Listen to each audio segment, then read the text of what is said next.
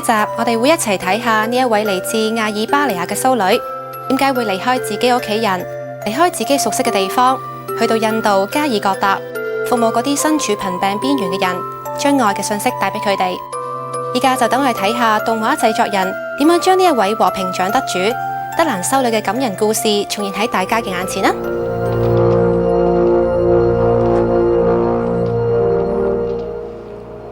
因着聖父，我嘅天主，我肚餓嘅時候，你俾食物我食；我冇衫着嘅時候，你俾衫我着。呢一切係你為最細嘅兄弟做嘅，你為我而做嘅。呢啲係耶穌嘅說話，亦係我呢一生嘅故事。加爾各答，莫地及爾貧民窟。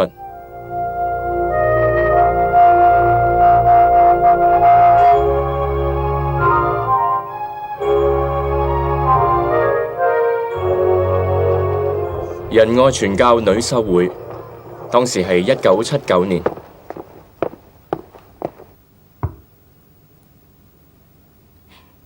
如果你覺得唔舒服，你可以隨便喺呢度休息㗎。唔使啦，我冇事啊，德蘭修女。你聽過呢5個字未啊？呢5個字正係耶穌對眾門徒講嘅，你為我而做。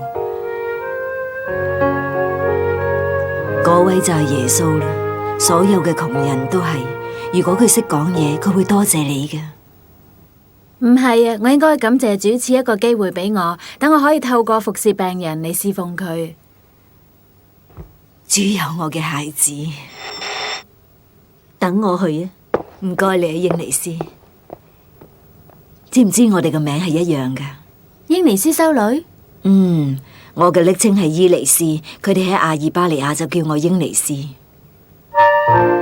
喺1910年8月26日，阿爾巴尼亞斯科普尼。得啦，你睇下佢對眼好似你。尼高啊，佢未識擘大眼噶。佢好快就識擘大眼嘅啦。幫佢改咩名好咧？不如叫佢做伊尼斯啊，伊尼斯貝都善。你好啊，我係啊，我就係德蘭修女，有咩幫到你？多謝你，一切榮耀歸於主。有咩事啊？佢哋頒咗個諾貝爾和平獎俾我。我時常感謝主賜予我父母一顆仁慈嘅心。爸爸，你喺度做乜嘢？我喺度寫信。寫俾邊個啊？寫俾總督啦，我要求佢興建一間醫院俾窮人啊。俾窮人？呢個就係你咁忙嘅原因啊！一生之中有好多嘢係值得堅持嘅。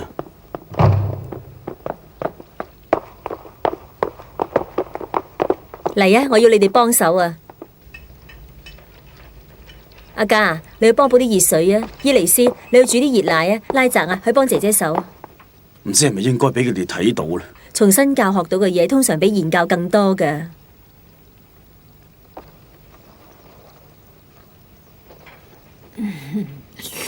媽媽，佢係我哋嘅一份子啊！係啊，乖女，佢生活貧困，所以係我哋嘅姊妹。伊尼斯啊，你要記住我頭先所講嘅說話。假如你唔想同其他人分享嘅，就唔好擺嚿麵包喺嘴度啊！你雙眼閃耀住一道好靚嘅亮光。小朋友，願聖母時常指引你。我好細個已經閱讀好多有關傳教士工作嘅刊物。阿嘉，睇下，班傳教士都係阿爾巴尼亞人啊。係啊，咁又點啊？冇咩，有啲難以置信啫。佢哋都係同我哋一樣，由數千公里外嘅南非嚟到呢度幫助嗰啲貧窮嘅人㗎。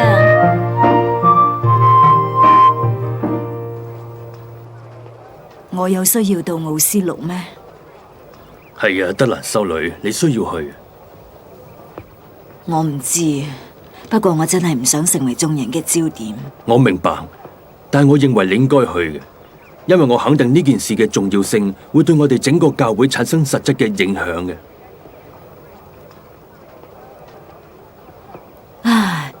係咁好啦，但係我要其他人知道我今次係代表貧苦大眾而去嘅。我希望佢哋與其將金錢花喺慶祝晚宴上，不如將金錢用喺世上有需要嘅窮人身上。一切就咁決定啦。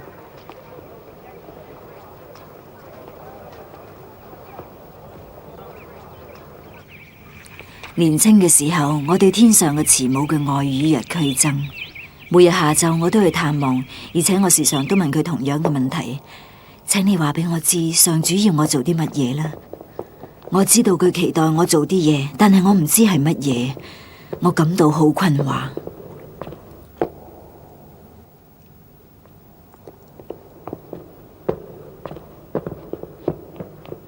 伊尼斯，你喺度做咩啊？我祈禱啊，雅各伯高維治神父。呢度冇人嗰陣你就嚟祈禱？係啊，呢個係聖母最孤獨嘅時候，我肯定佢會聆聽我嘅祈禱噶。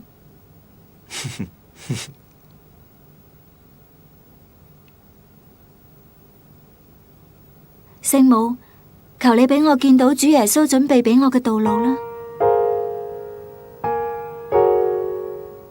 嗰日下晝，我終於見到天主要我做乜嘢啦。我知道天主要求我做嘅事會令媽媽覺得十分之難過。媽媽，上主召叫我成為教會嘅傳教士，你係咪唔開心啊？你有冇諗過答案？係聖母話俾我知噶。每次當我要睇清楚嘅時候，我就越想為貧苦大眾奉獻出生命。天主幫我做咗決定啦。好啦，乖女，你要跟隨意願，唔需要將所有嘢給予基督嘅。但係喺你嘅人生路上，千祈唔好忘記佢嘅存在。願天父與我們同在。當我仲係一個細路女嘅時候，我爸爸就過咗身，我媽媽開咗間縫衣工場，妹妹阿嘉同我只要幫到都會幫媽媽手，我哋就係靠咁樣生活嘅啦。由愛爾蘭嚟嘅信啊！神父啊，封信講乜嘢噶？我未拆開嚟睇啊，睇下先吓。你嘅申請已經被取錄啦，你將會進入愛爾蘭洛雷托女修會作為初學生，你呢，要成為傳教士啦。爸爸，你睇下呢封信。我唔知是悲是喜，因為我要同家人告別。不過另一方面，我又好開心，因為天主佢為我開啟咗人生之路。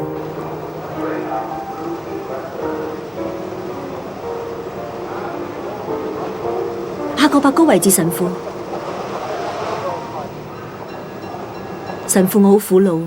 我睇得出啦，我會為你分擔你嘅哀傷嘅，同時我亦都戥你高興，你係個充滿信德嘅女人。我明白交託個女俾主，並唔係永遠失去佢，但係我有預感，我永遠見唔到佢啦。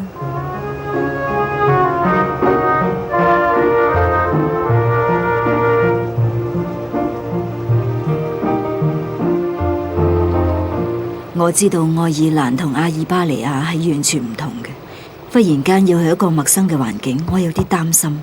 尤其係要講英語添，喺我印象中佢係好難學嘅。你好啊，我叫做伊尼斯啊，我由阿爾巴尼亞嚟。你好，伊尼斯，歡迎嚟到洛雷托修會啊！原來你識講我哋啲話噶？我叫伊列加，由布達佩斯嚟嘅，但係我喺地拉拿長大。你係呢度第一名斯拉夫裔初學生，跟我嚟啊！我先帶你去睇下你間房，然後帶你去見院長啊！係啊，咁我應該着咩衫啊？你唔使擔心衫嘅問題喎，我哋全部都係着同一種會衣㗎。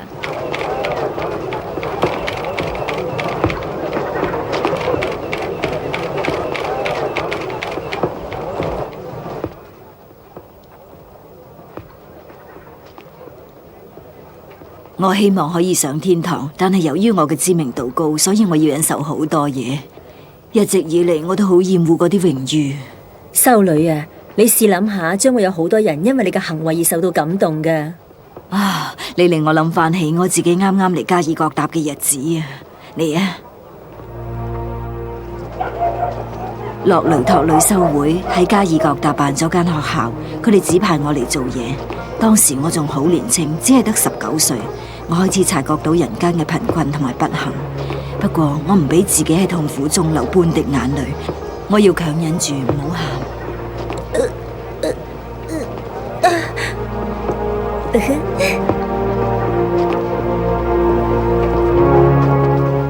喺我記憶中，我好細個就學識，凡事應該用喜悅嘅心去面對。件事就係咁啦，睇下。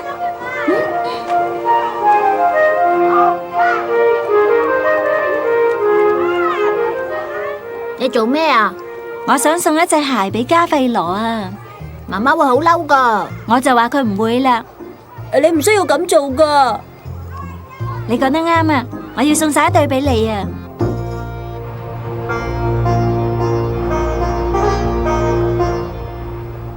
你點解要咁做啊？你唔可以將所有嘢送晒俾人噶。媽媽教過我哋，擁有得越少，就得着越多。咁係冇可能噶。愛令一切有可能。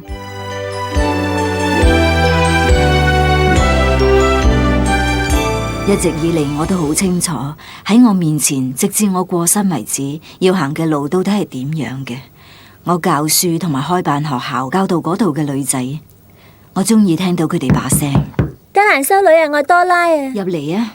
德蘭修女啊，莫地及爾貧民區有個女人啱啱生咗 BB 啊，佢身體好虛弱，如果我哋唔幫佢，個 BB 會餓死噶。莫地及爾？係啊，修女，但我哋唔敢去嗰度啊。所以我哋想叫埋你一齊去啊。我哋可以喺屋企攞啲牛奶噶。我哋可以帶麵包去。好啊，好啊，我哋去啦。喂，你拎住啲咩啊？我要攞啲衫送俾人啊。咁一陣間你嚟唔嚟同我一齊玩啊？我唔嚟啦，一陣我要同媽媽去照顧一對有病嘅母子啊。其實點解你要咁做啫？我諗你根本都唔識佢嘅。你講得啱啊，不過如果你生活得冇意義，咁係好冇意思噶喎。我都係唔去啦，我最驚成日對住啲病人噶。唔知你明唔明我咩意思呢？恐懼係每個人最大嘅障礙嚟嘅。會阻礙到啲咩啊？會阻礙到人升上天堂。哦，係喎。唔好放開手啊！我哋差唔多到噶啦。修女啊，嗰度啊，嚿大石嗰度啊。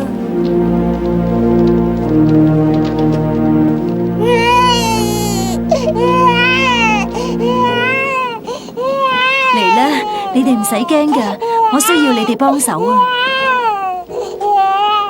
我媽媽講得啱，上主與我哋同在，我哋仲有咩好驚呢？我哋經常得到食物，真係好幸運啊！修女，你話係咪啊？我唔知道，我見到太多窮人受苦啦，佢哋冇嘢食，要喺度捱餓。有時我會諗，當呢啲窮人餓死嗰陣，我哋就有飽飯食啦，咁樣係好唔啱。德蘭修女，你有一顆仁慈嘅心，唔使覺得內疚。你有冇諗過，如果你冇健康嘅身體，係幫唔到佢哋噶？嗰次係我第一次體會到上主要求我做得更多，付出更多。我喺窮人當中得到快樂，但係好多時我都會感到苦惱同埋困惑。上主係咪要求我做啲乜嘢呢？我要點做呢？1946年9月某一日，我坐火車去大吉嶺做避靜嗰陣，我聽到主對我召喚，呢一個係召叫中嘅召叫。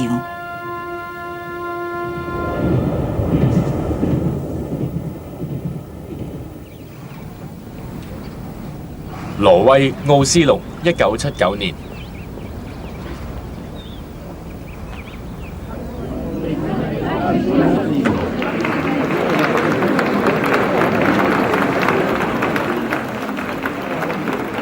好嘢啊！德蘭修女你嚟啦！睇下佢冇着鞋噶。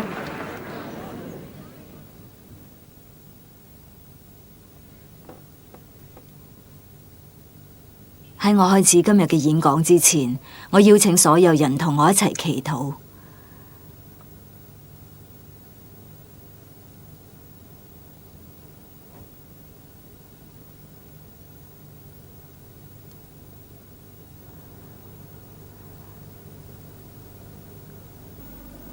我哋唔可以咁樣講。我愛天主，但我唔愛我嘅鄰人。我哋要了解真正嘅愛，往往係痛苦嘅。知道呢一點係好重要，我哋必須記住。我從來未聽過人咁樣談論愛㗎。你只需要用眼望實佢，佢甚至唔需要講嘢，只要有佢嘅存在就已經代表咗一切啦。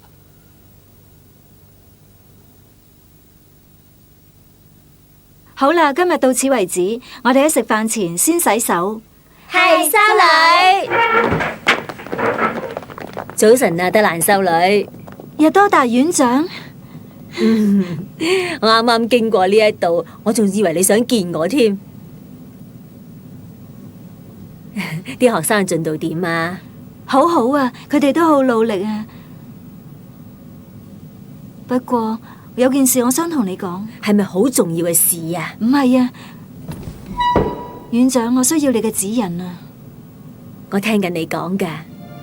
我話俾院長聽，我坐火車去吉嶺嗰陣得到嘅啟示，我強烈咁感覺到上主喺度召喚我，要我離開我嘅一切，甚至係離開修會，將自己嘅肉身同埋靈魂奉獻俾最窮困、最無助嘅人，同佢哋一齊生活，一齊受苦。如果你頭先所講嘅係天主嘅指引，你可以講俾我聽，我會為你祈禱。但係最重要嘅就係，千祈唔好講俾其他人聽啊！院長，你唔使擔心，只有聽告解嘅神父知道。修女，我以後會特別為你祈禱噶啦。經過一年不斷嘅祈禱，喺我嘅內心深處，比以前更加強烈咁聽到耶穌喺福音中所講嘅說話。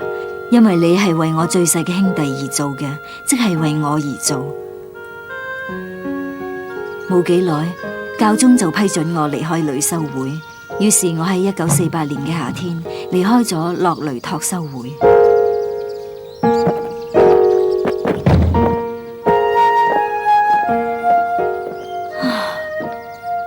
院長，請你唔好離我而去。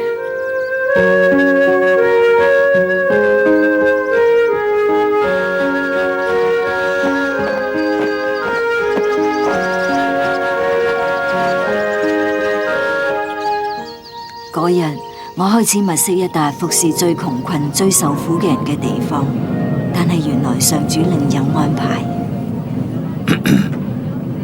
可唔可以施捨啲錢俾我啊？我幾日冇食過嘢噶啦，而且我個女就快餓死噶啦。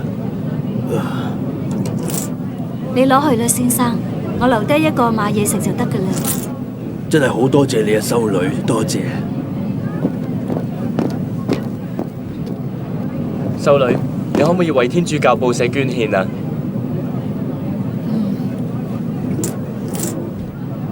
對唔住啊，我只係剩翻咁多啫。願主祝福你，大修女，我哋唔接受得噶。神父啊，請你攞去啦，我喺上主嘅手中，佢會照顧我噶啦。修女，你係屬於邊個修會噶？我唔認得你嘅妹衣嘅。我係德蘭修女，係位傳教士，我正喺莫地及爾物色服侍最窮困嘅人嘅地方。你有繁重嘅工作等住你去做，我每日都會嚟為你祈禱，我會再嚟揾你嘅。我係余利安神父。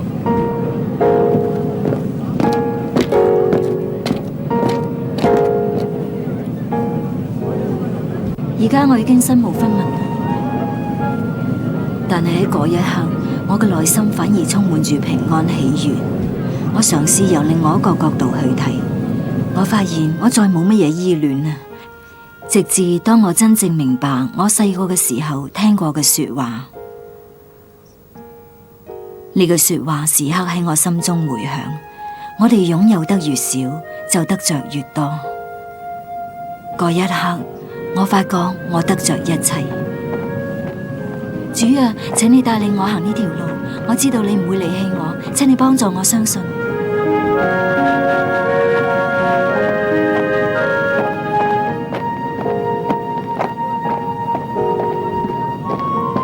修女，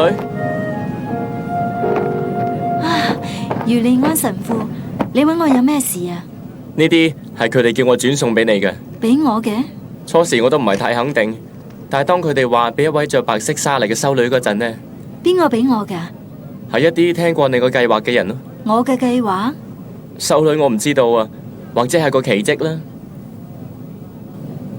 到咗嗰陣，我至明白呢個係第一個上主祝福我嘅工作嘅證據，佢係永遠唔會離棄我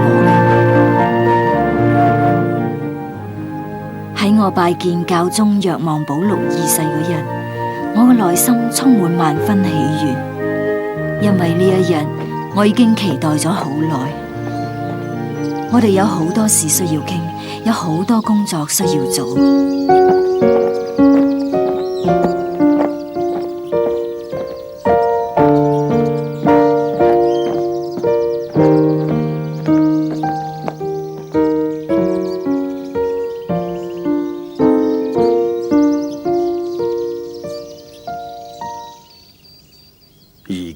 你係一位舉足輕重嘅人物。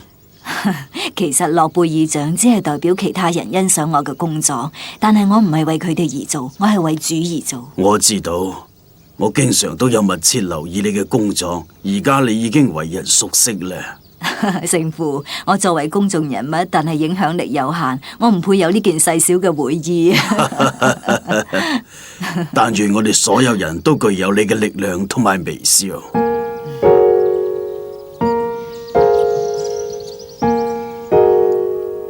佢喺我嘅記憶之中係個身材矮小嘅人，佢嘅存在係為咗服侍最貧困嘅人。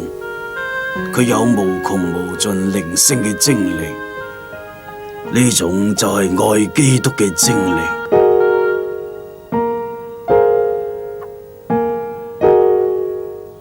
有一日，我喺街上發現一位正被老鼠吞噬、差唔多死嘅女人，成條街都冇人肯送佢入醫院。跟住上主就令我睇到有人有呢個需要，於是我就成立咗清心之家。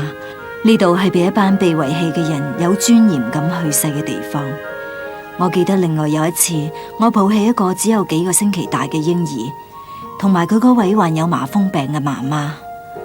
之後我就成立咗遺棄兒童之家。加爾各答德蘭修女於1997年9月5日病逝。佢以前隸屬嘅仁愛傳教女修會，先後喺全球嘅5大洲，透過3000名修女同埋300名初學生，獻身為最貧困嘅人服務。耶穌曾經同佢嘅門徒講：你為我而做，就係呢5個字，一直支持德蘭修女用無私嘅精神，為貧困人士奉獻自己。呢一種精神亦都啟發咗仁愛傳教女修會嘅修女，去到世界各地為有需要嘅人服務。一出精彩嘅動畫背後亦都需要出色嘅製作人，日以繼夜咁樣創作先至可以完成。下一集我哋有機會睇到創作人係點樣將德蘭修女嘅故仔活現喺大家嘅眼前，大家千祈唔好錯過啊！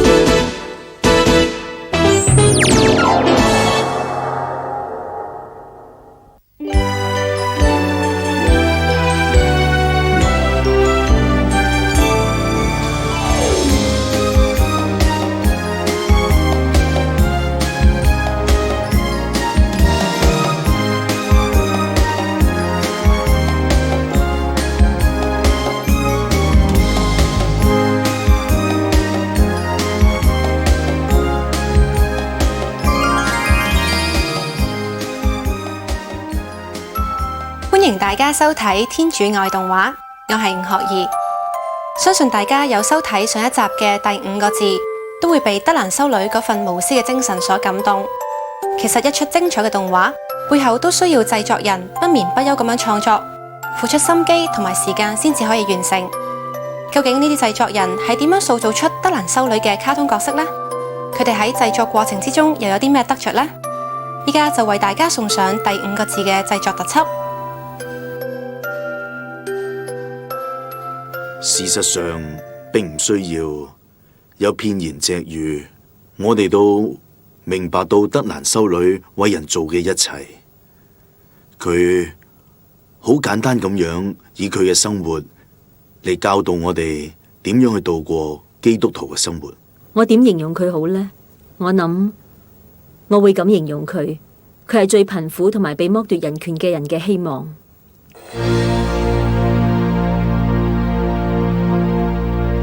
加爾各答德蘭修女嘅故事係個真實故事嚟嘅。佢呢個故事我哋好想講俾人哋聽，特別係對年青人，咁樣佢哋就可以認識到德蘭修女，同埋可以睇到佢喺佢嘅生命同工作中行嘅奇蹟。我哋想利用媒體將德蘭修女生平嘅講話傳揚俾人知，因為我相信德蘭修女係我哋做人嘅目標同典範，認識佢嘅事令我哋終身受用。德蘭修女係一個舉足輕重同傑出嘅人物。作為呢套卡通嘅製作監製，對我嚟講係個好大嘅挑戰。我一定會盡我所能做到最好。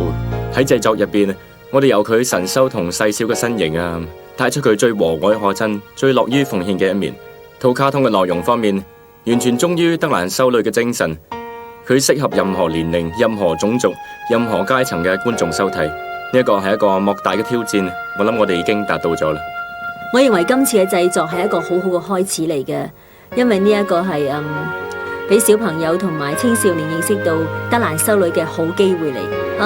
特別係中意睇卡通嘅小朋友添，因為德蘭修女喺動畫入面同佢哋講說話，我覺得咁樣係好有趣。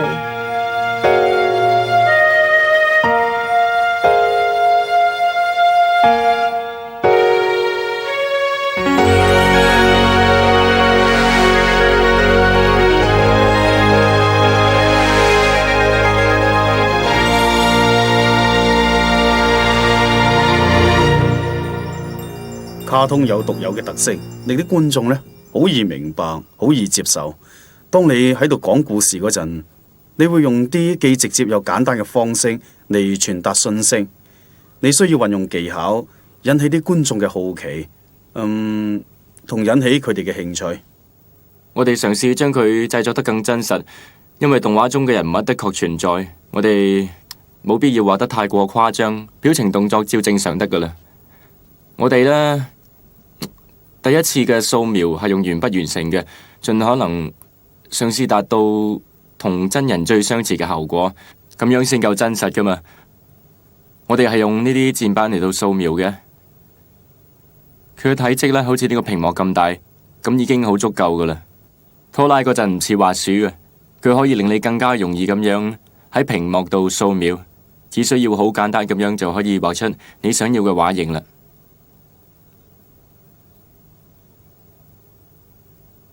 調轉支筆先，後面呢係擦膠嚟嘅。如果想修改，可以用擦膠擦咗佢咁就得噶啦。你呢，可以喺底面將圖勾畫出嚟，再以鉛筆素描喺上面複印，然後至製作一個清晰嘅複製本。以前要畫晒所有硬照至上色嘅，而家有電腦就唔使啦。就算一開始畫人物就已經可以逐張上色，跟住你繼續咁繪畫。總之你中意咩顏色，你都可以嘗試用下嘅。因為而家我哋利用電腦科技，係可以將每幅圖嘅顏色分開儲存，咁所以就算想改，都係好容易嘅事。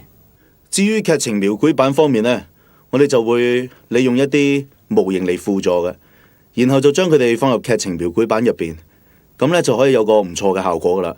或者等我舉個例嚟講啊，例如係而家呢一段戲咁啊，德蘭修女行過嚟同英尼斯傾偈，我哋只係移動佢嘅嘴唇。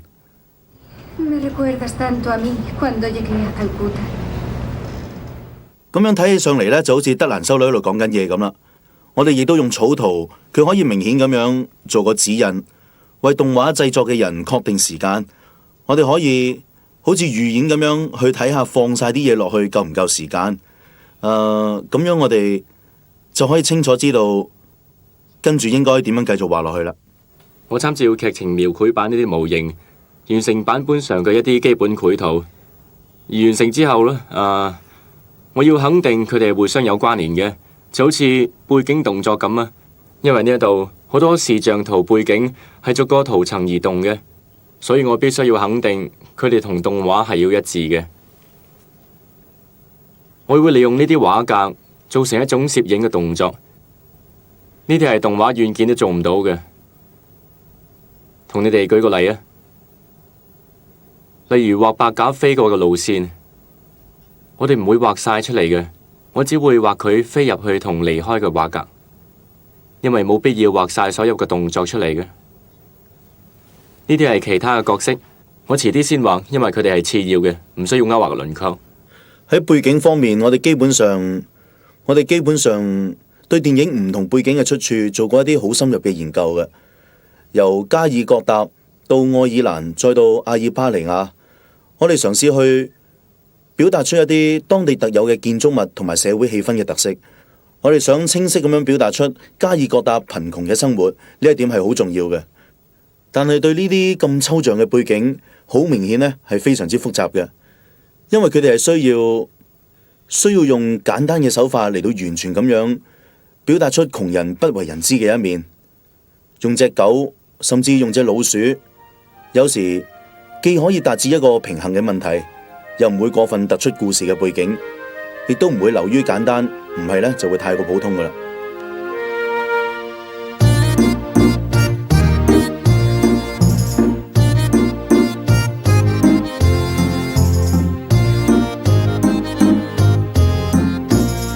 最困難嘅事係要堅持落去。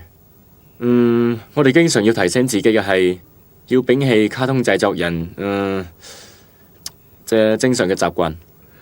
我哋以圖像性線條開始，傾向方形，較為卡通化嘅人物造型方面就係頭大身細嘅。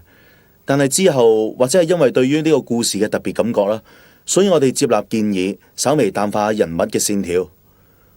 你哋見唔見啊？就係而家咁樣啦。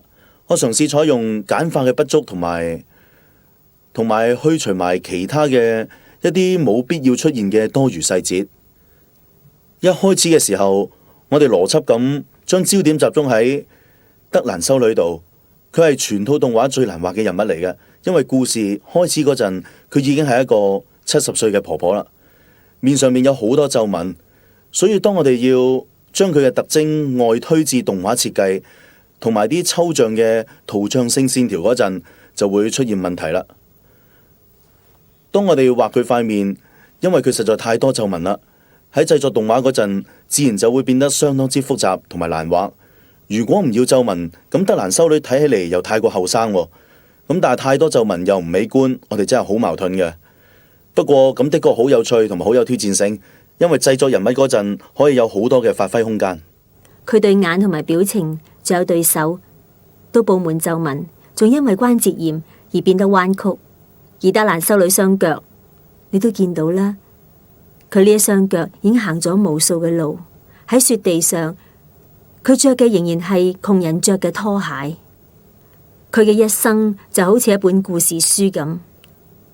德蘭修女喺羅馬會見我，當時我啱啱喺仁愛傳教女修會嘅會院入面，嗰度好近體育場。我同西班牙國家電視台嘅攝影師一齊，我對佢哋其中一個講，我話我哋即將要訪問一位好非凡嘅修女，印度人係非常之崇拜佢嘅，佢完全奉獻出佢自己寶貴一生去服侍世上最窮嘅人，而呢一位呢，就係德蘭修女啦。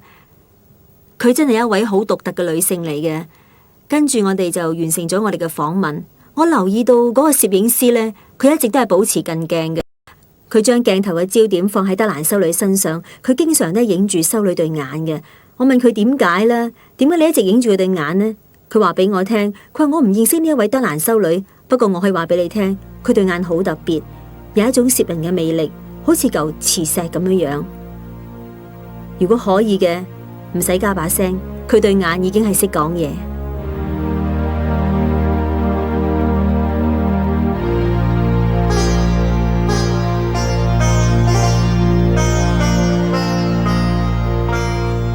至於德蘭修女對眼就比較複雜，因為我哋想明顯咁畫得佢有咁神似得咁神似。最初我哋用對抽象嘅眼嘅，對眼好簡單，瞳孔簡化到差唔多只係畫上記號嘅啫，咁樣呢，就唔需要有太多嘅線條啦。但係最後都係改咗，因為我哋了解到都係用個中間嘅選擇會好啲。其實我哋選用佢嘅原因係因為咁樣做可以更加刻畫得到人物嘅表情性格，咁樣效果就會更加好啦。動畫入邊佢着住嘅紗麗比起相入邊呢一條複雜好多嘅。當然我哋曾經做過一啲調整啦，應該點樣講好呢？應該話簡化同埋賦予佢哋動作。你哋見唔見到呢一度啊？接痕連接到紗麗嘅頂或者叫做帽啦，呢度所有嘅部分都係同一條紗麗嚟嘅。而呢度呢，有唔同部分，因為如果唔係咁做，就會令到啲畫面變得過分複雜啦。我哋唔想搞成咁樣，因為重點唔喺呢度，因為喺畫畫嘅過程入邊已經好複雜噶啦。我哋呢，會由德蘭修女70歲嗰年講起嘅。嗰年佢獲頒發諾貝爾獎，跟住我哋就會慢慢倒述翻佢以前所發生過嘅小故事。但係有個問題，喺回憶嗰陣，因為我哋冇佢童年嘅相，只係由書本上嘅資料翻到去佢40歲，冇錯，然後就翻到去佢喺洛雷托女修會嗰陣，然後又去到佢18歲，仲有係11歲同埋7歲嗰陣嘅。當然啦，亦都有再細個啲嗰陣嘅，呢個就係佢 BB 嗰陣啦。我哋每個人都好俾心機，我哋希望成功咁加強德蘭修女嘅形象。我哋希望大家記得佢童年時代同年青時代，因為佢嘅成長同佢可以攞到諾貝爾獎係有莫大嘅關係嘅。呢個係我哋創作呢兩條主線嘅原因，而我哋故事嘅主要骨幹呢，亦都係由呢兩條主線互相交錯而產生出嚟嘅。一條主線係講佢攞到諾貝爾獎，而另一條呢就係講佢年青嘅時候嘅生活同經歷，互相穿插，構成佢一生嘅故事。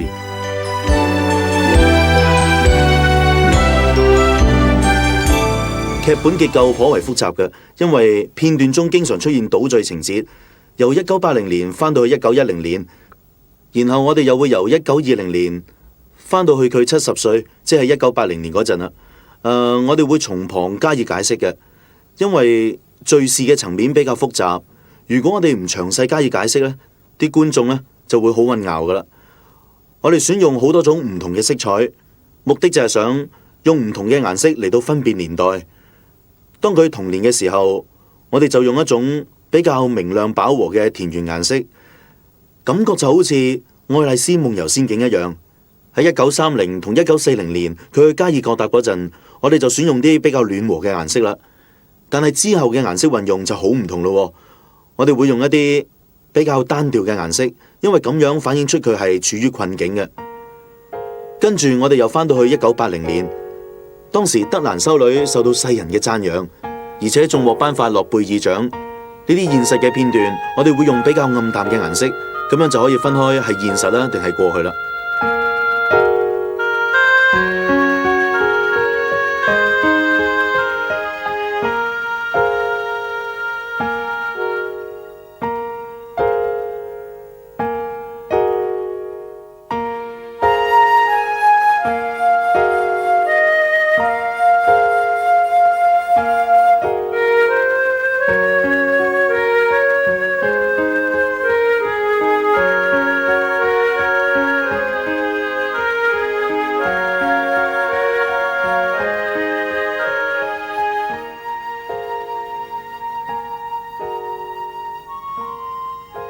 對我嚟講，作為套卡通嘅劇作人，寫呢份劇本係個好難忘嘅經驗。坦白講啊，我好享受個中嘅樂趣。當然啊，我亦都好希望啲觀眾會欣賞部電影，同埋感受到德蘭修女嘅內心世界。喺柏沙圖嘅製作劇本，好多時只係基本部分，然後個故事就發展至卡通形態，發展至三維繪圖形式，或者至真實影像。但係如果係好嘅劇本，如果劇本可以帶出你想帶嘅訊息，咁我相信呢部電影就有好大嘅機會可以成功啦。當然啦，呢啲亦都係製作人最想見到嘅。我哋好希望啲觀眾可以欣賞呢一點，係我哋一直以嚟希望可以做到嘅嘢。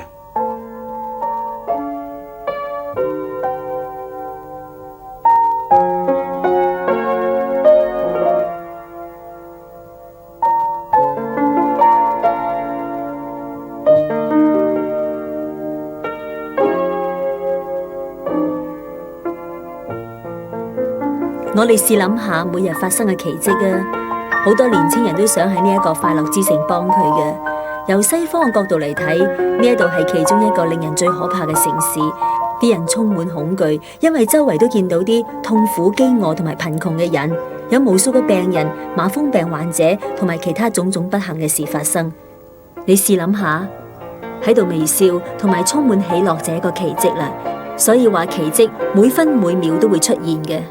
由於呢套影帶入邊所講嘅故事嘅性質，你會諗到需要有流血，見到麻風病，呢啲咁嘅場面，仲會見到一啲生活喺赤貧嘅人，佢哋生活得好艱苦，佢哋冇嘢食，冇水飲，冇錢睇醫生，佢哋無助咁樣喺度等死。我哋有呢啲片段，因為無可避免，現實的確係咁樣，所以我哋唯有反映出嚟。不過要留意一點，就係唔好偏離我哋嘅主題。我認為只需要輕輕咁帶過，就已經會令到基本嘅概念好清晰。所以我覺得呢個製作好適合細路同青少年睇，當然亦好適合成人觀眾睇啦。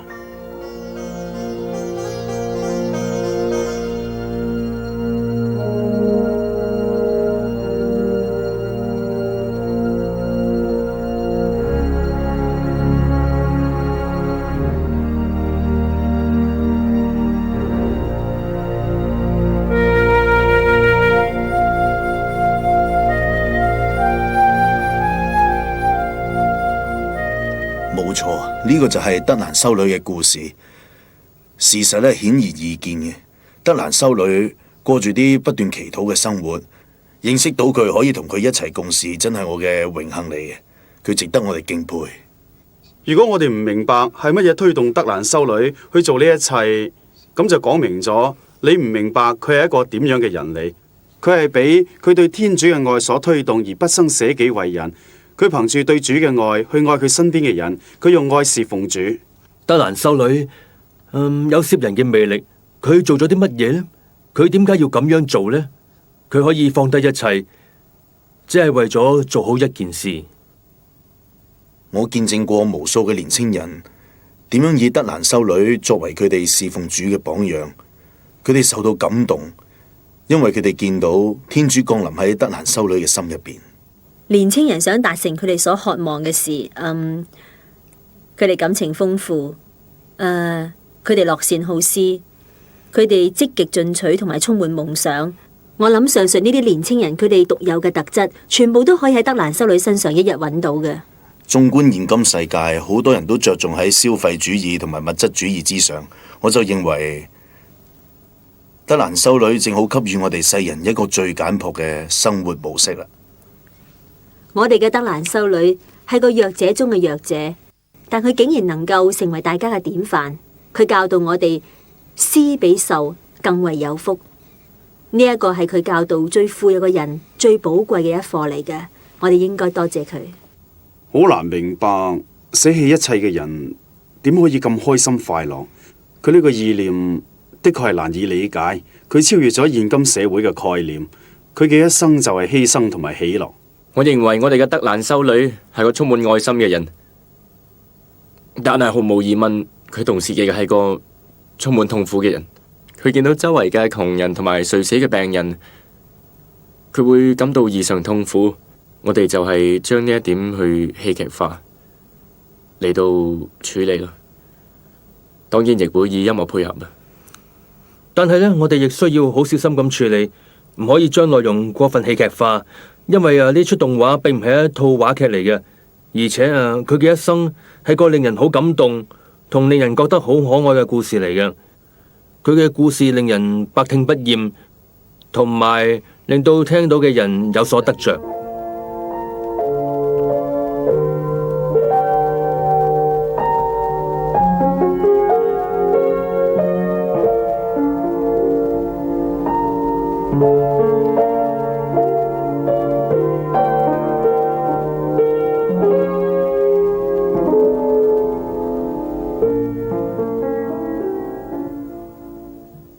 我哋收到電影試片影帶，知道最後嘅製成品係點樣嘅，我哋心入邊都感到喜悅。同導演商量完之後，佢俾咗啲製作準則我哋會跟隨住導演嘅方向，盡量配合佢嘅要求去做。好快我哋就同作曲家開會，我哋開始傾談音樂嘅風格，由初步嘅構思傾到有結論，然後我哋就交俾米迦開始為佢作曲。開始作曲嗰陣，即係當我創作旋律，將伴奏部分同埋管弦樂配合埋，我需要熟悉嘅影像去捕捉各種嘅情感同埋目的。例如有一幕戲發生喺某個國家，咁我就有需要喺我創作嘅音樂當中帶出一啲元素。你知嘛？呢一點係好重要嘅。咁可以帶俾觀眾一啲特別嘅啟示，令啲觀眾知道嗰幕戲到底喺邊一個國家發生嘅。所以喺作曲之前呢，係要做功課。我哋要好了解自己需要創作嘅係乜嘢，然後先可以開始你嘅工作。當完成音樂創作同埋錄音，我哋就要開始為德蘭修女配音。首先當然係試音啦。我哋會挑選一把適合德蘭修女用嘅聲音嘅。基本上我哋係想要成熟啲，因為咁樣會似德蘭修女把聲多啲。而家我哋手上可以用嘅聲音呢，比較老練同埋稀有。我哋仲要稍為運用我哋嘅想像力，冇錯係啦。揾到適合嘅聲線呢，就可以開始配音。完成配音工作之後，我哋就會為套動畫配上效果。當所有音樂效果都完成之後呢，我哋就開始進行混音工作。